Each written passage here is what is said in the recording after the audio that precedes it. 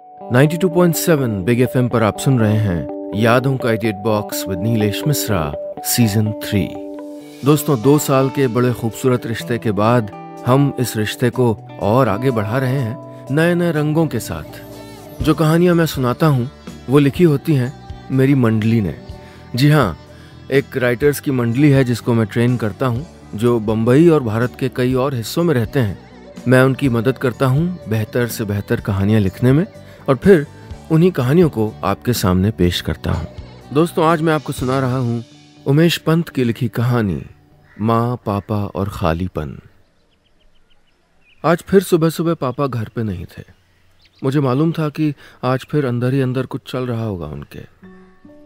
रात भर सोए नहीं होंगे, सुबह नींदे उठे होंगे, अपना पुराना एनालॉग कैमरा उठाया होगा, अंधेरी स्टेशन चले गए होंगे और ट्रेन में चढ़ गए होंगे बिना ये सोचे कि जाना कहाँ है। इतवार के दिन पापा अक्सर ऐसे ही हो जाया करते हैं। कभी कभी लगता है कि जैसे उनको फुर्सत से कोई एलर्जी होने लगी है। खाली वक्त मिलते ही अनमने से हो जाते हैं। 40 की उम्र में भी खाली बैठना जैसे परेशान करने लगता है उनको। खाली होते हैं तो कभी कभी अजीब सी हरकतें करने लगते हैं। बेवजह कमरे के चक्कर लगाने लगते हैं, कुछ बड़बड़ाने लगते हैं, अपनी बेसुरी सी आवाज़ में शायद कोई ऐसा गाना गुनगुनाने लगते हैं जिसको उन्होंने इससे पहले शायद सुना ही ना हो, या शायद ऐसा गाना कभी था ही नहीं। शायद वो अनजाने ही अपना खालीपन गुनगुना रहे होते हैं। ऐसा करते हुए उनके होंठ उस रेगिस्तानी ज़मीन की तरह हो जाते हैं जो सूख के टूटने लगी हो, और उनकी आंखें उस पुराने उजाड़ से पड़े कुएं की तरह लगने लगती हैं जो जाने कब से पानी के लिए तरस रहा हो। मुझे याद नहीं आता कि पापा पहले भी ऐसी हरकतें करते थे या नहीं, लेकिन जब माँ हमारे साथ रहती थी तो पापा कभी कभी खुशमिजाज भी लगते थे। उन्हें पुरानी चीज़ों से बहुत प्यार था। माँ को लगभग ज़बरदस्ती वो तीसरे नहीं तो महीने के चौथे रविवार चोर बाजार लेके जाते थे। लौटते हुए उनके पास एक पूरा पॉलीथीन होता था जिसमें न जाने क्या क्या भरा होता था। ग्रामोफोन, कैसेट रिकॉर्डर, घुमा के नंबर डायल करने वाले चोंगे और रिसीवर वाला फ़ोन। माँ कभी कभी इन चीज़ों को देख के चिढ़ सी जाया करती थी। पुराने जन्म में पक्का कबाड़ी रहोगे, माँ उनका मजाक उड़ाते हुए कहती। क्यों, इस जन्म में कौन सा नहीं हूँ? वो मुस्कुरा के माँ के मजाक को मजाक में उड़ा देते। कभी किसी बात पे गुस्सा भी हो जाया करो, माँ चिढ़ के कहती। तुम हो ना गुस्सा होने के लिए।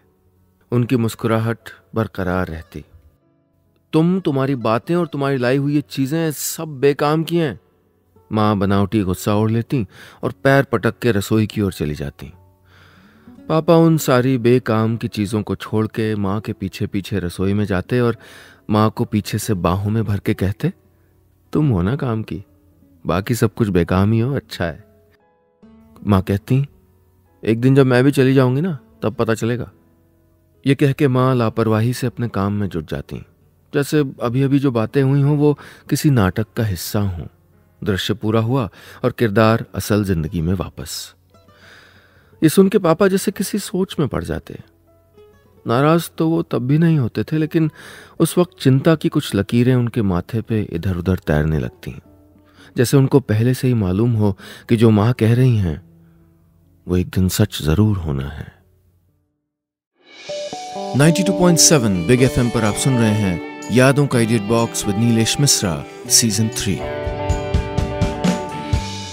दोस्तों, आज मैं आपको सुना रहा हूं अपनी मंडली के सदस्य उमेश पंत की लिखी कहानी माँ, पापा और खालीपन।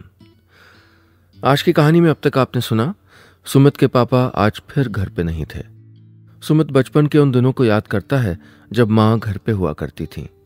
कैसे पापा को पुरानी चीजें जमा करने का शौक था और कैसे माँ उनको इस बात पे छेड़ा करती थी। अब आगे। दिन के 12 बज गए थे, लेकिन पापा अब भी नहीं लौटे थे। मैंने उनको कॉल किया, घंटी जाती रही पर उन्होंने उठाया नहीं। कुछ देर में एक मैसेज आया, अलीबाग तक गया हूँ, शाम को लौट आऊँगा। बाई को बोल देना मेरे लिए लंच ना बनाए और तुम अपनी पसंद का कुछ भी बनवा के खा लेना। पापा की कुछ बातें मुझे कभी कभी अच्छी लगती थीं और कभी कभी वही बातें बेतरह बुरी लगने लगती।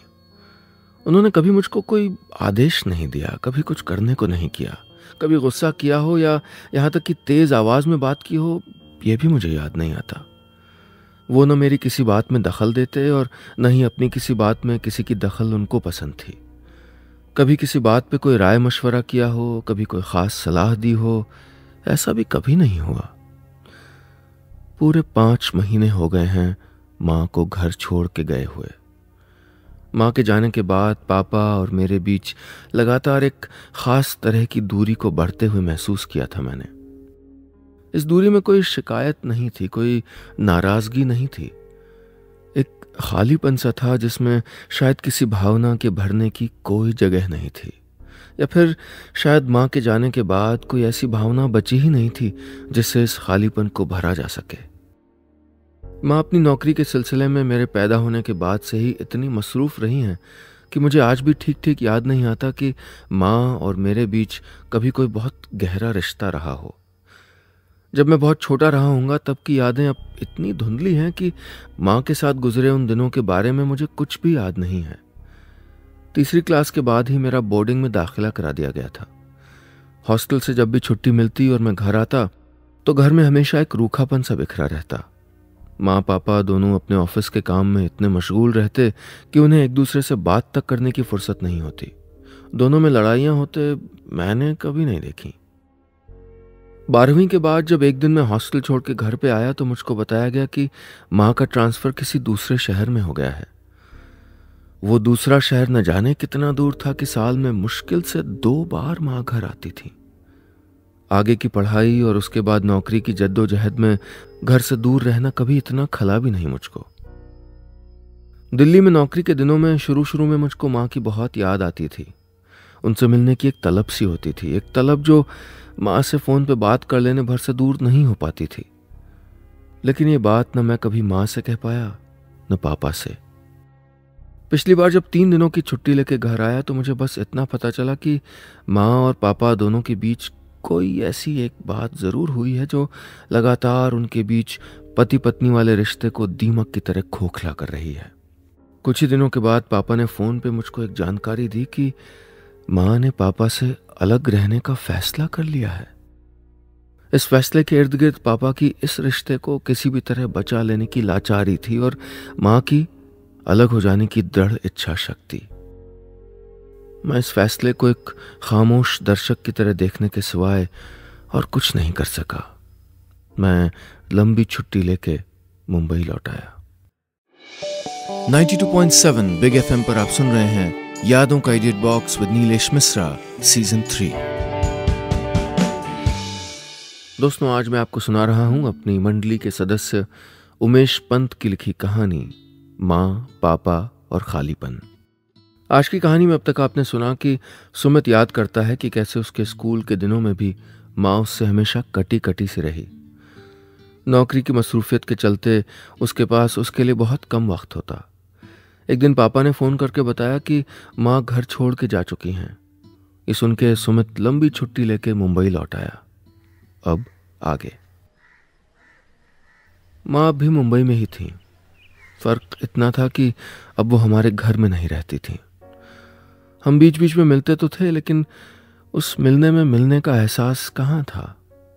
मैंने माँ से कई बार पूछना चाहा कि वो हमको इस तरह छोड़ के क्यों चली गई, लेकिन शुरुआत में तो शायद मुझको ये समझ ही नहीं आता था कि ये सवाल आखिर पूछा कैसे जा सकता है। और बाद में जब मेरी समझ का दायरा बढ़ा तो माँ के चेहरे पर चढ़ा अपराध बोध का वो मेकअप मुझे किसी भी सवाल को करने से रोक देता। उस मेकअप में अपराध बोध की कई परतें चढ़ी थीं जो उनके मुस्कुराने से भी कभी हट नहीं पाई थीं। वो मेकअप जैसे उनके चेहरे ही नहीं बल्कि उनके हाव भाव पर भी चढ़ गया था। माँ मुझसे जब भी मिलने आती हम किसी रेस्टोरेंट में मिलते। ऐसे मौक़ों पे पापा मेरे साथ तो आते, लेकिन कुछ ही देर में माँ और मुझको अकेला छोड़ के कहीं ओझल हो जाते। शुरू शुरू में माँ से मिलने के इस मौके का इंतज़ार करता था मैं। धीरे धीरे मिलने के दिनों में अंतर बढ़ने लगा।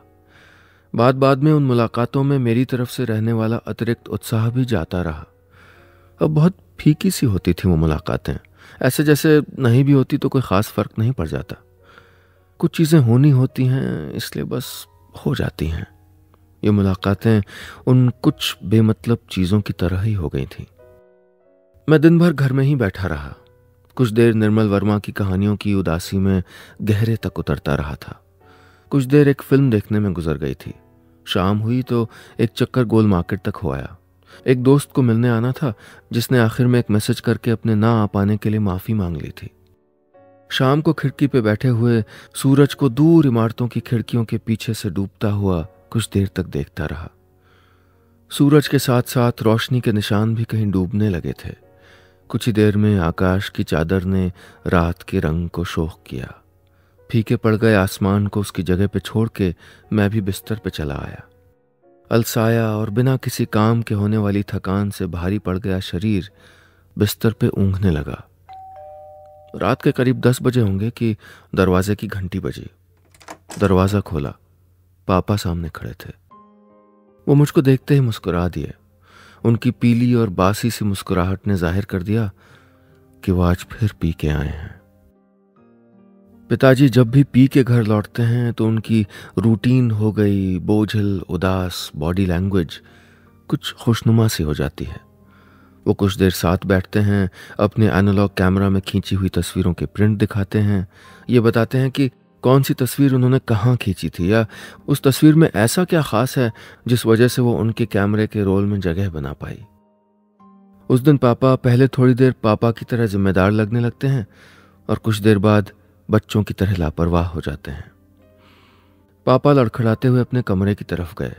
उन्होंने अपना कैमरा अलमारी के दराज में रखा, अपने मोटे चौकोर काले फ्रेम वाले चश्मे को आंखों से निकालकर अपने रुमाल से साफ किया और फिर उसको वापस पहन लिया। अपने जूते मोजे उतारे और उनको करीने से दरवाजे के दाईं ओर बने शू रैक में रख दिया। डाइनिंग टेबल पे खाना लगा के मैं पापा का इंतज़ार करने लगा। इंतज़ार इस बात का भी कि पापा के पास आज भी बताने के लिए कोई नई बात ज़रूर होगी। 92.7 बिग एफएम पर आप सुन रहे हैं यादों का edit box with Nilesh Mishra season 3।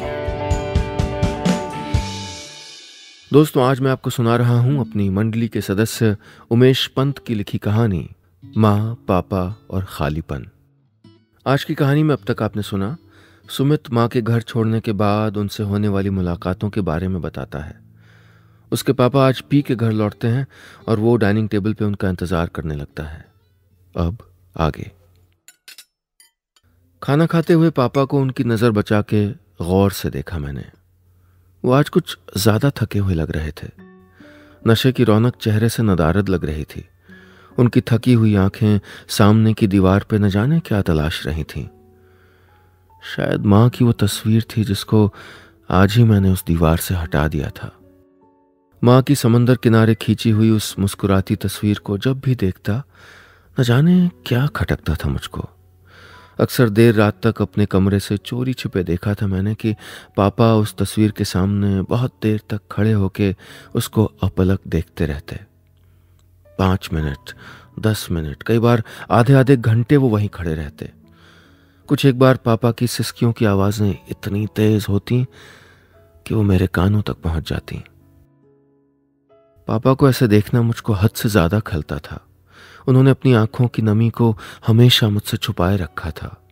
उन्हें इस तरह टूटते हुए देखना मुझको बहुत अंदर तक तोड़ देता था। भावनाओं की दरारें जब चटकती हैं ना, तो उनकी आवाज़ दिल में बहुत अंदर तक चुभती है। पापा कुछ देर तक खामोश रहे, फिर बहुत धीमी आवाज़ में बोले, तुमने हटाई वो तस्वीर? हाँ पापा। मैंने दीवार पर रह गई उस खाली जगह की ओर देख के कहा जहां माँ की तस्वीर हुआ करती थी। उस तस्वीर के होने के कुछ निशान वहां अब भी बचे रह गए थे। क्यों, क्या परेशानी थी? इस बार पापा की आवाज़ मुलायम नहीं रह गई थी। उन्होंने कुछ सख्ती से मुझको देखते हुए कहा, पापा, मैं एक ऐसे इंसान के लिए आपको दुखी होता नहीं देख सकता जो मुझको और आपको इस तरह छोड़ के चला गया। कहने के बाद लगा कि मैं शायद कुछ ज्यादा कह गया हूं। पापा चुप्पी के किसी सुनसान कोने की तरफ देखते रह गए। पापा, ऐसी क्या मजबूरी थी जो माँ को चले जाना पड़ा? आपको क्या लगता है कि जब आप रात बेरात उस तस्वीर के सामने बैठे से सकते हैं तो कैसा लगता होगा मुझे देख के? पापा अब भी चुप थे, पर अब खाना उनके हलक में उतरना बंद हो चुका था। कुछ देर बाद जब वो बोले तो उनकी आवाज़ भरभर आ रही थी, जैसे उनको बोलने में कुछ भारीपन सा महसूस हो रहा हो। बेटा, सच तुम नहीं जानते। कौन सा सच पापा? मैं जानना चाहता था कि ऐसा कौन सा सच हो सकता था जिसने मेरी मां को मुझसे इतना दूर कर दिया था। मैंने पापा के उस मोटे काले चौकोर फ्रेम वाले चश्मे की मोटी दीवार से नमी की उस लकीर को पार होते देखा। पापा आज पहली बार मेरे सामने रो रहे थे। 92.7 बिग एफएम पर आप सुन रहे हैं यादों का edit box with Nilesh Mishra season 3। दोस्तों, आज मैं आपको सुना रहा हूं अपनी मंडली के सदस्य उमेश पंत की लिखी कहानी माँ, पापा और खालीपन। आज की कहानी में अब तक आपने सुना कि माँ की तस्वीर को दीवार पे न देख के पापा ने सुमित से पूछा कि वो कहाँ गई। सुमित ने बताया कि वो तस्वीर उसी ने हटाई है। उसके पापा ने कहा कि उसकी माँ के घर छोड़ के चले जाने के पीछे एक ऐसा सच है जो वो नहीं जानता। और फिर उसके पिता रोने लगे। अब आगे। मुझे समझ नहीं आ रहा था कि इस वक्त मुझको पापा के साथ किस तरह से पेश आना चाहिए। मन किया कि पापा को गले लगा लूं, लेकिन हम इतने नज़दीक कभी थे नहीं कि हमारे बीच गले लगने वाला रिश्ता बन पाता। मैं जल्द से जल्द जानना चाहता था कि माँ का वो कौन सा सच था जो पापा अब तक मुझसे छुपाए हुए थे। कई आशंकाएं दिमाग में घर कर रही थीं। पापा अपनी जगह से उठे। बेटा, मैं अभी तुमसे कुछ ज़्यादा बात नहीं कर पाऊंगा। मैं कल तुम्हें सब बताता हूँ। शायद अब वक्त आ गया कि तुमको भी सारी चीज़ें पता लग जानी चाहिए। वो बड़बड़ाते हुए अपने कमरे की ओर चले गए। मैं जिज्ञासाओं की ज़मीन पर खड़ा अपने पिताजी को उनके कमरे की ओर जाता हुआ देखता रहा। दूसरे दिन सुबह 8 बजे जब मैं उठा तो पापा घर पे नहीं थे। उनके शू रैक से एक जोड़ी जूते गायब थे। उनका तौलिया बारामदे में झूल रहे तार पे लटका हुआ था। कल रात को पापा की अधूरी छोड़ी हुई उस पहेली का हल आज रात तक के लिए टल गया था। देर से सोने की वजह से सर कुछ भारी सा लग रहा था। एक कप चाय बना के पी और पापा को मैसेज कर दिया कि रात को 8 बजे नरीमन पॉइंट पे मिलते हैं। पापा ने बताया था कि वहाँ जाना उनको अच्छा लगता है। वो कहते थे कि मरीन ड्राइव के किनारे बैठे फुटपाथ पे बैठ के कई उलझनें लहरों में खो जाती हैं और लहरें उनको अपने साथ लेके कहीं दूर किसी क्षितिज पे छोड़ आती हैं। पापा की ये बात मुझे समझ भले ही ना आती हो, लेकिन उनकी तमाम और बातों की तरह अच्छी ज़रूर लगती रही है। शाम को मैं नारीमन पॉइंट पे पापा का इंतज़ार करता रहा। कुछ देर में पापा का फ़ोन आया कि उनको 15 मिनट और लग जाएंगे। समंदर के किनारे बनी सीमेंट की उस दीवार के शिरों पे खड़ी इमारतें रोशनी से चकाचौंध हो चुकी थीं। ये रोशनी समुद्र में पड़कर आती जाती लहरों को लाल, हरे, बैगनी और न जाने कितने रंगों में नहला रही थी। रंगीन रोशनियों में नहाई उन लहरों को अपने पास आते और फिर दूर चले जाते देखने रहने का अपना ही सुख था। पापा सही कहते थे, वो लहरें हमारी उलझनों को दूर कर तो देती हैं।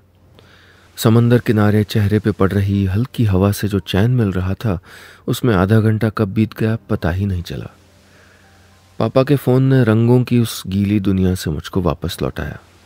कुछ देर बाद पापा और मैं अगल बगल बैठे थे। पापा कुछ देर खामोश रहे, फिर ज़्यादा लाग लपेट के बिना उन्होंने सीधे मुझे बताना शुरू किया। बेटा, ये बात सुननी शायद इतनी आसान नहीं होगी तुम्हारे लिए, लेकिन अब तुम्हें बताने के सिवा कोई चारा भी नहीं है। पापा मुझसे नज़रें चुराते हुए समंदर की ओर देखे जा रहे थे। बेटा, तुम्हारी माँ एक बहुत बड़ा काम कर रही हैं। एक ऐसा काम जिसकी कीमत मैं वक्त पे समझ जाता तो शायद वो तुमसे और मुझसे दूर नहीं जाती। गलती मेरी है बेटा, जिसका खामियाजा तुम्हें भी भुगतना पड़ रहा है। कैसी गलती पापा? मैं हैरानी से पापा की ओर देख रहा था और वो कोशिश करके भी मुझसे नजरें नहीं मिला पा रहे थे। 92.7 बिग एफएम पर आप सुन रहे हैं यादों का edit box with Nilesh Mishra season 3। दोस्तों, आज मैं आपको सुना रहा हूं अपनी मंडली के सदस्य उमेश पंत की लिखी कहानी माँ, पापा और खालीपन। आज की कहानी में अब तक आपने सुना कि सुमित की माँ घर छोड़ के चली गई हैं और आज वो नरीमन पॉइंट पे अपने पापा का इंतज़ार कर रहा है, क्योंकि उसके पापा बताने वाले हैं क्या था वो सच जिसके कारण वो घर छोड़ के चली गई। कुछ देर बाद पापा आते हैं और बताते हैं कि माँ एक बहुत बड़ा काम कर रही हैं और वो गलत नहीं है। अब आगे। पापा कहीं दूर देख के अतीत की एक ऐसी कहानी मुझको बताने लगे थे जिसका जरा भी एहसास उन्होंने आज तक मुझे नहीं होने दिया था, या फिर मैं ही इतना मसरूफ रहा था कि उस कहानी को परत दर परत जानने का वक्त कभी निकाल ही नहीं पाया था। बेटा, तुम्हारी माँ पिछले 5 साल से एक मरते हुए आदमी की मौत को कुछ आसान बनाने की कोशिश कर रही हैं। मतलब? पापा की इस अबूझ पहेली को समझना चाहता था मैं। बेटा, उन दिनों माँ बहुत परेशान थी। वो रोज घर देर से लौटती थी। कभी कभी दिन में अचानक वो कहीं चली जाती थी। बीच में कुछ एक दिन वो घर ही नहीं लौटी। मैं उनसे पूछता तो कोई ना कोई बहाना बना के टाल देती। ऑफिस में ओवर टाइम, किसी दोस्त का बर्थडे, 3 महीने हो गए थे। बहाने अब पुराने पड़ रहे थे। एक दिन मुझे पता चला कि इन दिनों वो किसी अमित से मिलने जाती हैं। अमित के बारे में शादी से पहले तुम्हारी माँ ने मुझको कई बार जिक्र किया था। शादी से पहले अमित और वो बहुत अच्छे दोस्त थे। तुम्हारी माँ अमित से बहुत प्यार करती थी, लेकिन अमित की ओर से ऐसा कोई संकेत उसको मिला नहीं। शादी के बाद 15 सालों तक अमित का कोई जिक्र तुम्हारी माँ ने नहीं किया। सब कुछ अच्छा चल रहा था, लेकिन उस दिन जब अमित का नाम मैंने सुना तो मैं सहन नहीं कर पाया। मैंने कुछ सुने बगैर तुम्हारी माँ से कहा कि वो अब उससे मिलने नहीं जाएगी। तुम्हारी माँ हमेशा से एक आत्मनिर्भर औरत रही हैं। उन्हें ये बात पसंद नहीं आई कि मैंने इस तरह से उनके लिए एक फैसला ले लिया बिना ये जाने कि वो अमित से मिलने क्यों जाती थी। एक दिन मैं ऑफिस से लौटा तो वो घर पे नहीं थी। मैंने फ़ोन करना चाहा, लेकिन उनका जवाब नहीं आया। कुछ देर में एक मैसेज आया, अपना ईमेल चेक करो। मैंने ईमेल देखा, एक लंबी चिट्ठी थी। ये कह के पापा ने अपने फ़ोन पे माँ का एक पुराना ईमेल खोज निकाला और फ़ोन मेरी ओर बढ़ा दिया। लिखा था, डियर अखिल, ये जान के दुख हुआ कि शादी के इतने अरसे बाद भी तुम मुझ पर शक करते हो। तुम्हारी जानकारी के लिए बता दूं कि अमित मल्टीपल स्क्लेरोसिस नाम की एक ऐसी बीमारी से जूझ रहा है जिसमें उसका इम्यून सिस्टम उसके ही शरीर के खिलाफ हो गया है। डॉक्टरों ने बताया है कि अब 6 महीने हैं उसके पास। उसको इस हालत में संभालने वाला और कोई नहीं है यहाँ। ये बहुत अटपटा लग सकता है तुम्हें, लेकिन मैं उन आखिरी 6 महीनों में उसकी देखभाल करना चाहती हूँ। उसकी मौत के आखिरी दिनों में मैं उसको इस तरह अकेला नहीं छोड़ सकती। इन 6 महीनों में तुम भी चाहो तो हमारे रिश्ते के बारे में दोबारा सोच सकते हो। मुझे नहीं पता कि सुमित जब घर लौटेगा तो उस पर इस बात का क्या असर पड़ेगा। तुम उसे सारी बात सच सच बताने का हौसला जुटा पाओगे। फिलहाल मुझ में इतना हौसला नहीं है कि मैं सुमित को इस बारे में बता सकूं। उम्मीद है कि वो मुझको समझ पाएगा। इसे हमारे रिश्ते के बीच एक लंबी छुट्टी समझना, एक छुट्टी जिसमें हमें अपने रिश्ते को फिर से समझने का मौका मिलेगा शायद। मैं एक नई ऊर्जा के साथ तुम्हारे, अपने और सुमित के रिश्ते में वापस लौटना चाहती हूँ। तुम बताना कि तुम्हारा इस बारे में क्या सोचना है। उम्मीद है कि इन 6 महीनों में हम फिर से एक साथ एक बेहतर शादीशुदा जिंदगी जीने का रास्ता खोज पाएंगे। रिगार्ड्स, अलका। मैं चुपचाप उस क्षितिज की ओर देखे जा रहा था जहां अब अंधेरे के सिवा कुछ और दिखाई नहीं दे रहा था। क्वींस नेकलेस की वलय के आकार में बिखरी रोशनियां धुंधली होती जा रही थीं। आंखों के रास्ते एक गीली सी लकीर गालों को छूती गर्दन तक आ पहुंची थी। माँ भी मेरे पास तो नहीं थी, लेकिन यह ईमेल पढ़ के लगा कि माँ को अभी अभी पहली बार मैंने बहुत करीब से देखा है। मैंने अपने फ़ोन पे उनको मैसेज किया, प्राउड ऑफ यू माँ, क्या हम कल मिल सकते हैं? बस इतनी सी थी ये कहानी।